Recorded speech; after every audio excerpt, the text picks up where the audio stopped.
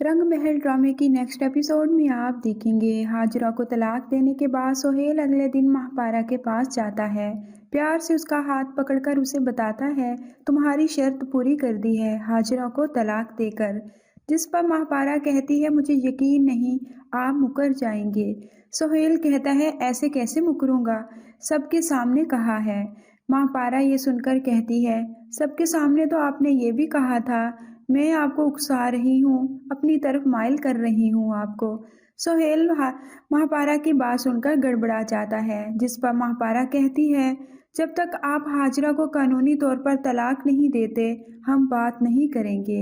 हाजरा की वालदा को भी समझ आ चुकी है कि आज उसकी बेटी ने वही काटा है जो उसने बोया था। महापारा के साथ जो ज्यादतियाँ की थी हाजरा ने, उसकी सज़ा तो इसे मिलनी ही थी। राय, जिसे हाजरा की तलाक का बहुत दुख होता है, वो अपनी भाभी से मिलने आता है। भाई ने जो किया बहुत गलत किया भाभी के साथ, लेकिन अभी भी कानूनी रास्ता है, हम भाई को समझा सकते हैं। हाजरा जो अपनी माँ से कह रही थी, वो लड़की सिर्फ रायत को तकलीफ देने के लिए सोहेल का इस्तेमाल कर रही है, वो सिर्फ हमसे बदला ले रही है। उसे पता है जब रायत उसे और सोहेल को एक साथ देखेगा तो तड़प जाएगा और उसकी तरफ वापस लौट आएगा। वो कभी भी सोहेल से शादी नहीं करेगी। रायत ये सारी बात सुनकर सीधा महापारा के पास जाता है। वो गेम खेल रही है तो ये उससे भी बड़ी गेम खेलता है। एक बार फिर हाजरा की बातों पर यकीन कर लेता है कि महापारा आज भी उससे मोहब्बत करती है और सोहेल को सिर्फ इस्तेमाल कर रही है। इसलिए वो महापारा से कहता है, सोहेल भाई ने तुम्हारे लिए हाजरा भाभी को छोड़ दिया, तुमने वाकई अपने काबू में कर लिया है। जिस पर महापारा कहती है, क्यों, बुरा लग रहा है तुम्हें क्या? जिस पर रायत कहता है, तुम्हें क्या लगता है, लगना चाहिए बुरा क्या? महापारा रायत को देखकर हैरान है और घबराकर कहती है, हो सकता है, तुम तो शुरू से ही। उसके बाद काट कर रायत कहता है, मोहब्बत करता हूँ। महापारा रायत की बात सुनकर परेशान हो जाती है, कहती है नहीं। रायत आगे बढ़कर मोहब्बत से महापारा को थाम लेता है, जो उसके बदले हुए रवैये पर काफ़ी परेशान होती है।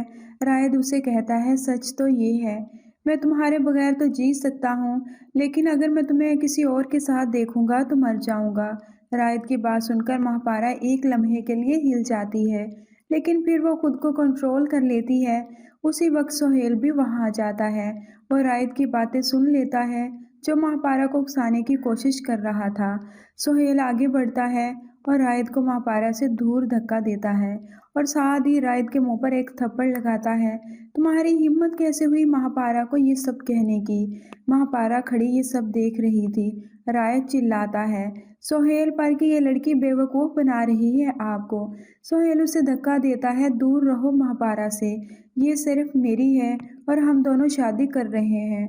आज तो तुम महापारा के घर आ गए, लेकिन आइंदा मैं तुम्हें महापारा के घर के आसपास भी ना देखूं, वरना मुझसे बुरा कोई नहीं होगा। महापारा उन दोनों को अपने घर से निकाल देती है और उनके जाने के बाद खूब रोती है। मैं तो समझी थी कि मैं सब भूल गई थी, लेकिन आज उस रायत ने मेरे जख्म दोबारा नोच डाले हैं। रायत का मकसद यही था कि सोहेल के सामने महापारा की हकीकत आ जाए कि वो सिर्फ सोहेल को इस्तेमाल कर रही है, कभी शादी नहीं करेगी। वो सिर्फ दोनों भाइयों के दरमियान अब लड़ाई डलवाना चाहती है और दोनों के दरमियान नफरत पैदा करना चाहती है। वो कभी भी शादी नहीं करेगी, लेकिन सोहेल को अब महापारा की मोहब्बत में कुछ भी नज़र नहीं आ रहा। लेकिन महापारा भी उनके सामने कमज़ोर नहीं पड़ी। शैला बेगम महापारा से मिलने आती हैं। जो कुछ भी हुआ जाने अनजाने में हुआ और मैं उस पर बहुत शर्मिंदा हूँ। मैं अपनी गलतियों का अज़ाला करना चाहती हूँ। जानती हूँ मेरी वजह से तुम्हें बहुत दुख मिला है। मुझे तुम पर यकीन करना चाहिए था अगर तुम्हें अपनी बेटी बनाया था, और मैं अपनी सारी गलतियों का अज़ाला करना चाहती हूँ। मुझे बताओ, मैं तुम्हारे सारे दुख कैसे ख़त्म करूँ? महापारा शैला बेगम की बात सुनकर कहती है, मेरा सबसे बड़ा दुख रायद है, क्या आप उसे ख़त्म कर देंगी?